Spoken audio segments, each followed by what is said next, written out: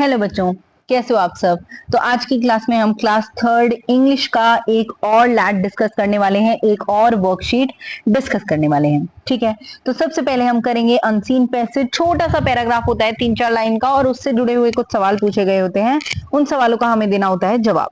तो सबसे पहले है आई एम द बेस्ट। कोई कहता है I am the best. I am round and beautiful, मैं गोल हूं और सुंदर हूं। I have no sharp edge, मेरी कोई भी शार्प एज नहीं है।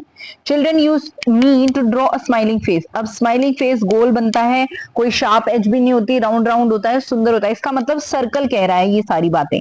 ठीक है, there are so many beautiful things in my shape. अब सर्कल की शेप में चंदा मामा भी होते हैं, सूरज जी भी होते हैं, रोटियां भी होती हैं, बैंगल्स भी होते हैं, बहुत अलग अलग चीजें होती हैं। तो इसका मतलब किसके बारे में बात हो रही है? सर्कल के बारे में बात हो रही है। ठीक है, next is read the lines and answer the following questions. Who are you and what do you do? We are dash, we chirp and sing. कौन हो तुम, क्या करते हो तुम, डैश। अब हमें पता नहीं किसके बारे में बात हो रही है। वी चर्प मतलब हम चहचहाते हैं और गाना गाते हैं, इसका मतलब we are birds. We are birds, इसका मतलब हम क्या हैं? बर्ड्स हैं।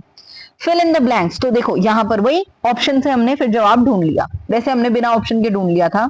उसके बाद हमारे पास है children use me to draw mountains. जो बच्चे हैं वो मुझे माउंटेन्स बनाने के लिए यूज करते हैं, कुछ इस तरीके से हम माउंटेन्स बनाते हैं। Children enjoy many yummy snacks in my shape.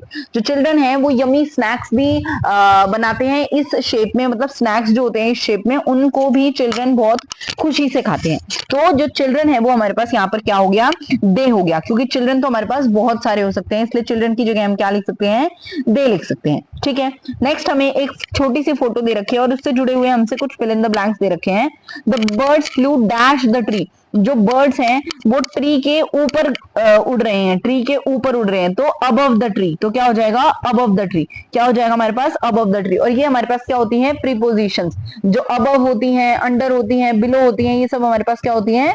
Prepositions होती हैं। ठीक है, नेक्स्ट चलते हैं। Choose the correct describing word to complete the sentence. आपको एक डिस्क्राइबिंग वर्ड का यूज करना है सेंटेंस को कंप्लीट करने के लिए। तो ये जो बच्चा है ये क्या कर रहा है? चॉकलेट खा रहा है। तो हम यहाँ पर क्या लिख सकते हैं? Children is enjoying eating chocolate. बच्चा जो है वो खुशी से बिल्कुल चहचहाते हुए मजे से चॉकलेट खा रहा है। ठीक है, चलो नेक्स्ट चलते हैं। Choose the correct option and complete the sentence. एक ऑप्शन को, सही ऑप्शन को चूज करो और सेंटेंस को कंप्लीट करो। आई सॉ डैश एलिफेंट। अब मैंने आपको ए एंड द, मैंने आपको ये तीन चीजें करा रखी हैं, इनको हम बोलते हैं आर्टिकल्स। जो ए होता है वो हमारे पास कॉन्सोनेंट साउंड्स के साथ आता है, एंड जो होता है वो हमारे पास वोवल साउंड्स के साथ आता है, ए ई आई ओ यू के साथ, और द जो होता है वो स्पेसिफिक चीज के लिए आता है। ठीक है, तो अब आई सॉ डैश एलिफेंट, एली एली ऐसी वाली आवाज आ रही है, इसलिए यहाँ पर क्या हो जाएगा? An elephant. क्या हो जाएगा? An elephant. और ऑप्शन को भी आप टिक कर सकते हो। ठीक है, चलो next. Read the lines and answer the following question. अब आपको कुछ लाइन्स दे रखी हैं और आपको जवाब देना है कुछ सवालों का।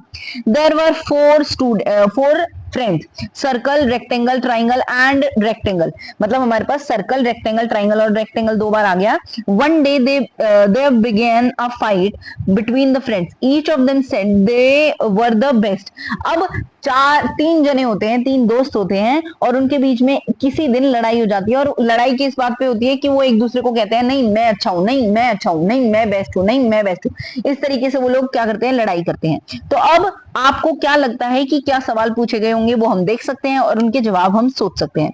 What did the friends argue out? Friends argue about who was the best. Friends argue कर रहे थे कि कौन सा बेस्ट है, कौन सा सबसे अच्छा है, इस बात पर वो क्या कर रहे थे? लड़ाई कर रहे थे। उसके बाद है I am so beautiful, I have 3 sides. अब मैं बहुत सुंदर हूं और मेरी 3 साइड्स हैं, तो 3 साइड्स सिर्फ ट्राइंगल की होती हैं। Children use me to draw mountains, और इसी तरीके से हम माउंटेन्स को भी बनाते हैं।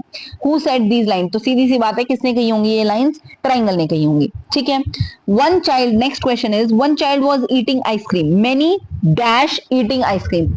एक बच्चा आइसक्रीम खा रहा है, तो मैनी क्या हो जाएगा? मैनी के साथ चाइल्ड्स नहीं होता।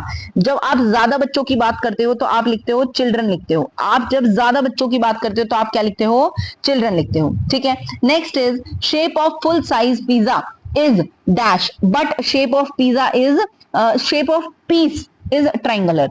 अगर आप पूरे पिज्जा की बात करोगे तो कैसी होती है, सर्कल होती है। लेकिन अगर आप एक पीस की बात करोगे तो वो कैसा होता है, ट्राइंगुलर होता है।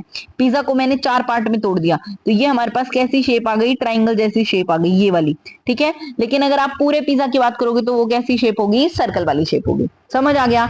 आई होप कि आपको ये वर्कशीट पसंद आई होगी। मैं मिलूंगी आपसे नई क्लास में, तब तक आप चैनल को लाइक शेयर सब्सक्राइब करते रहना मेरे प्यारे बच्चों। Bye bye.